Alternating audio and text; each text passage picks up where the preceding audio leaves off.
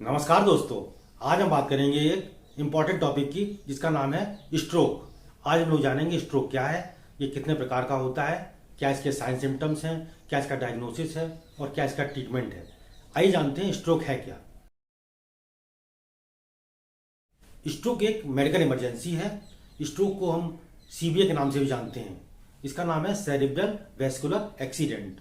अब देखिए इसका अर्थ जो है आपके इसके वर्ड में ही छिपा हुआ है। सेरिब्रल अगर आप देखें तो हमारा ब्रेन का सबसे बड़ा पार्ट कहलाता है सेरिब्रम, और वैस्कुलर मीन्स होता है ब्लड वेसल्स, और एक्सीडेंट का मतलब दुर्घटना।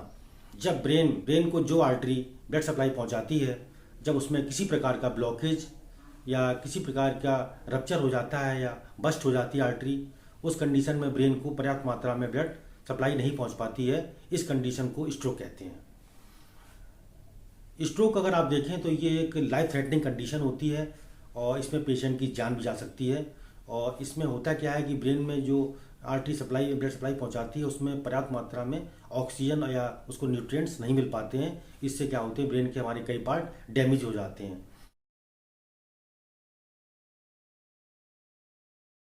अब हम बात करते हैं टाइप्स ऑफ स्ट्रोक की। स्ट्रोक हमारा 3 प्रकार का होता है। नंबर फर्स्ट है हमारा इस्चेमिक स्ट्रोक, नंबर सेकंड है हमारा हेमरेजिक स्ट्रोक और नंबर थर्ड है हमारा ट्रांसिएंट इस्चेमिक अटैक। इसे हम लोग मिनी स्ट्रोक के नाम से भी जानते हैं। सबसे पहले हम बात करते हैं इस्चेमिक स्ट्रोक की। इस्चेमिक स्ट्रोक अगर आप देखें तो ये हमारा इस्चीमिया वर्ड से बना हुआ है। इस्चीमिया क्या होता है, जब किसी ऑर्गन में पर्याप्त मात्रा में ब्लड सप्लाई नहीं पहुंच पाती, उस कंडीशन को इस्चीमिया कहते हैं। इस्चीमिक स्ट्रोक में होता क्या है कि जब ब्रेन को जो आर्टरी ब्लड सप्लाई करती है उसमें किसी प्रकार का ब्लॉकेज होने के कारण पर्याप्त मात्रा में ऑक्सीजन तथा न्यूट्रिएंट्स ब्रेन तक नहीं पहुंच पाते।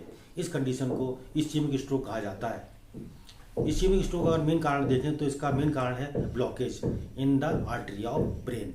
इस्चेमिक स्ट्रोक अगर आप देखें तो लगभग 87% लोगों को इस्चेमिक स्ट्रोक कंडीशन आपको देखने को मिलती है।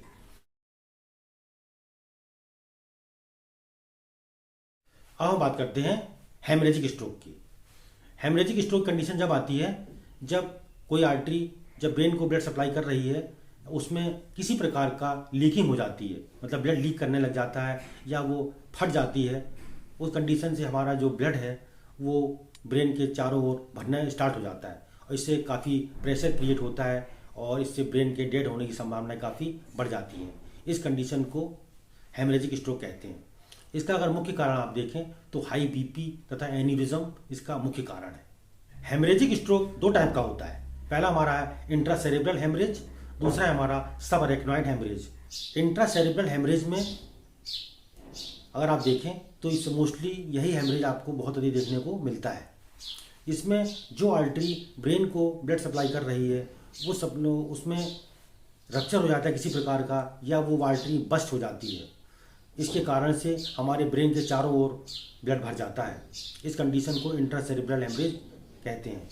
नेक्स्ट हमारा सब अरेक्नॉइड हेमरेज। सब अरेक्नॉइड हेमरेज अगर आप देखें तो ये कंडीशन काफ़ी कम देखने को मिलती है। इसमें होता क्या है कि जो ब्लीडिंग है हमारी ब्रेन और उसके जो आसपास के जो उसकी कवरिंग होती है उसके बीच में ब्लड भर जाता है। इस कंडीशन को हम लोग सब अरेक्नॉइड हेमरेज कहते हैं।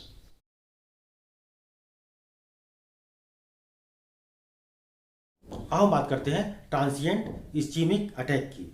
इसे शॉर्ट में TIA के नाम से जाना जाता है।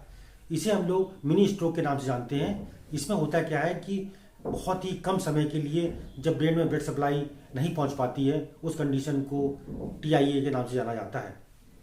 ये अगर आप समय देखें तो ये समय लगभग 5 मिनट से भी कम का समय हो सकता है। इसमें जो आर्टरी हमारी होती है वो ब्लॉक हो जाती है। ब्लॉक होने के कारण ब्रेन में पर्याप्त मात्रा में ब्लड नहीं पहुंच पाता। ट्रांसिएंट इस्चेमिक अटैक की जानकारी होना बहुत आवश्यक है। इसके देखिए कुछ कारण हैं, जैसे कि सबसे पहला कारण हमारा है, अगर आपको TIA के बारे में जानकारी है तो इससे हमको पता चलता है कि आपको फ्यूचर में आपको स्ट्रोक हो सकता है। दूसरा अगर कारण आप देखें, बहुत से ऐसे केस देखे गए हैं जिसमें प्रत्येक 3 पेशेंट में जिन पेशेंट को TIA हुआ था उन्होंने अगर ट्रीटमेंट नहीं लिया हुआ है उनको बाद में जाकर फ्यूचर में उनको लगभग 1 साल के अंदर ही उनको एक मेजर स्ट्रोक देखने को मिलता है। जिस तरह से अन्य स्ट्रोक का मेन कारण क्लॉटिंग था। तो टीआईए का भी, जिस किसी पेशेंट को टीआईए है तो क्लॉटिंग के कारण आने वाले समय में आपको मेजर स्ट्रोक हो सकते हैं। टीआईए को हम लोग बिल्कुल उसी तरह ट्रीट करें जिस तरह से हम लोग मेजर स्ट्रोक को ट्रीट करते हैं, अदरवाइज आगे जाकर काफ़ी बड़ी समस्या का आपको सामना करना पड़ सकता है।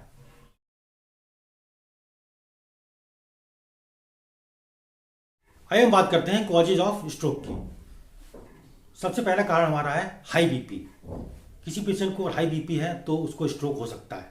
दूसरा कारण अगर आप देखें तो एन्यूरिज्म इसका मेन कारण है। नेक्स्ट अगर आप देखें तो कहीं पर भी अगर क्लॉटिंग है उस कंडीशन में भी स्ट्रोक हो सकता है। ओबेसिटी, मोटापा भी एक कारण है। जो पेशेंट ज़्यादा एक्सरसाइज करते हैं उनको भी स्ट्रोक होने की संभावना काफ़ी अधिक होती है। नेक्स्ट अगर आप देखें यदि किसी पेशेंट को डायबिटीज़ है तो भी स्ट्रोक होने के चांसेस काफ़ी अधिक हो जाते हैं। नेक्स्ट है हमारा एडवांस एज। अगर किसी पेशेंट की एज 55 ईयर से अधिक है उस कंडीशन में भी स्ट्रोक की संभावनाएं काफ़ी बढ़ जाती हैं। जेंडर की अगर बात करें तो ये फीमेल में कम होता है, मेल में आपको बहुत अधिक देखने को मिलता है। फैमिली में स्ट्रोक की अगर पॉसिबिलिटीज़ हैं तो उस कंडीशन में भी पेशेंट को स्ट्रोक हो सकता है। यदि किसी पेशेंट का एबनॉर्मल कोलेस्ट्रॉल का लेवल है उस कंडीशन में भी पेशेंट को स्ट्रोक हो सकता है। कभी कभी हार्ट डिजीज के कारण भी पेशेंट को स्ट्रोक होने की संभावना काफ़ी अधिक हो जाती हैं। कोविड-19 भी एक कारण है आपका स्ट्रोक होने का। टोबैको स्मोकिंग करते हैं या टोबैको च्युइंग करते हैं उस कंडीशन में भी स्ट्रोक होने की संभावना काफ़ी बढ़ जाती हैं। कभी कभी क्या होता है कुछ लोग ब्लड पतला करने की दवाएं काफ़ी लेते हैं, इस कंडीशन में भी उन दवाओं के साइड इफेक्ट के कारण भी पेशेंट को स्ट्रोक हो सकता है। स्ट्रोक होने का एक मेन कारण और भी है, इसको बोलते हैं ऑब्स्ट्रक्टिव स्लीप एपनिया। जिन लोगों को साउंड स्लीप नहीं आती है या जिनको सोते समय सांस लेने की प्रॉब्लम हो जाती है उस कंडीशन को ऑब्स्ट्रक्टिव स्लीप एपनिया कहते हैं।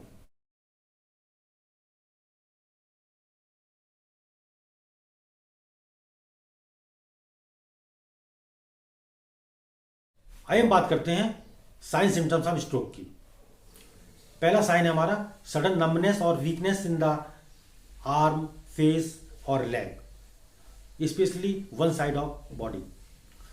इसमें आप देखें जिस पेशेंट को स्ट्रोक देखने को मिलता है उसमें अचानक से क्या होता है पेशेंट को सुन्नपन महसूस होता है। या तो फेस, एक तरफ के फेस में आपको महसूस होगा या एक तरफ की जो आपकी आर्म है, मतलब जो बाँह है, उसमें आपको वीकनेस या नमनेस फील होगी आपको। या एक तरफ का जो पैर है आपका वो आपको बिल्कुल ऐसा महसूस होगा बिल्कुल उसमें जान रह नहीं गई है। तो इसका ये पहला साइन है। दूसरा साइन अगर आप देखें सीवियर हेडेक, पेशेंट को भयंकर सर में दर्द होता है। नेक्स्ट है हमारा सडन विजन प्रॉब्लम्स। ये पेशेंट को आप देखें तो जो देखने की समस्या है, पेशेंट को धुंधला दिख सकता है या एक आंख में भी हो सकता है या फिर ये दोनों आंखों में हो सकता है। नेक्स्ट है हमारा सडन कंफ्यूजन, पेशेंट किसी की बात समझ नहीं सकता है। पेशेंट का जो स्पीकिंग जो प्रॉब्लम है वो भी काफ़ी उभर के सामने आती है। ना पेशेंट ढंग से बोल पाता है ना पेशेंट ढंग से कुछ समझ पाता है। पेशेंट को चलने में बहुत सारी प्रॉब्लम आ सकती हैं। पेशेंट लड़खड़ा के चलता है, पेशेंट का जो अपना बैलेंस है वो बिगड़ जाता है, पेशेंट का कोऑर्डिनेशन बिल्कुल रॉन्ग हो जाता है। पेशेंट अपने आप के अपने बॉडी के बैलेंस को बना नहीं पाता और पेशेंट को चक्कर काफ़ी आते हैं।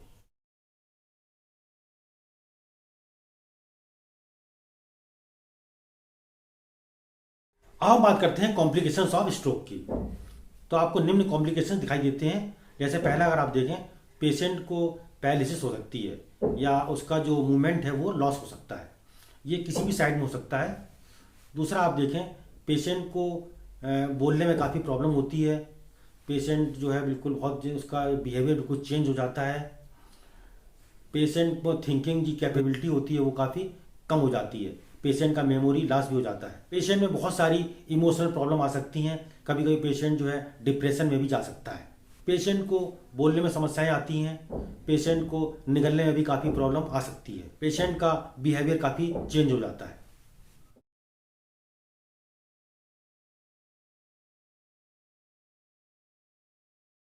आइए हम बात करते हैं प्रिवेंशन ऑफ स्ट्रोक की। स्ट्रोक को हम लोग निम्न प्रकार रोक सकते हैं। पहला हमारा है पेशेंट को अल्कोहल बिल्कुल बंद कर देना चाहिए। पेशेंट को टोबैको च्यूइंग और स्मोकिंग बिल्कुल बंद करना चाहिए। पेशेंट अपना डायबिटीज़ का ट्रीटमेंट लेता रहे। पेशेंट अपना हाइपरटेंशन का ट्रीटमेंट लेता रहे। पेशेंट अपने कोलेस्ट्रॉल लेवल को काफ़ी कम करे।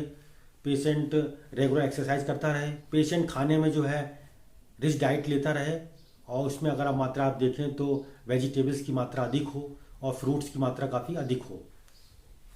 जितने भी ऑयली स्पाइसी फूड्स हैं वो बिल्कुल बंद कर देना चाहिए। जितनी भी इलीगल ड्रग्स हैं वो पेशेंट को बंद कर देना चाहिए। ऑब्स्ट्रक्टिव स्लीप एपनिया का ट्रीटमेंट कराता रहे और अपनी ओबेसिटी, अपने मोटापे को कंट्रोल करे।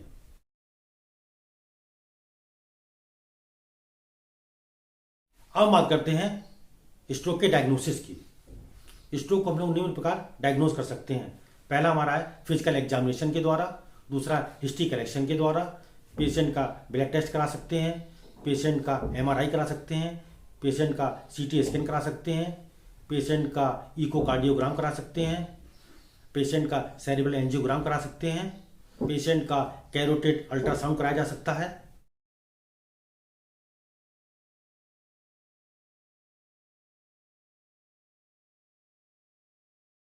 अब बात करते हैं ट्रीटमेंट ऑफ स्ट्रोक की।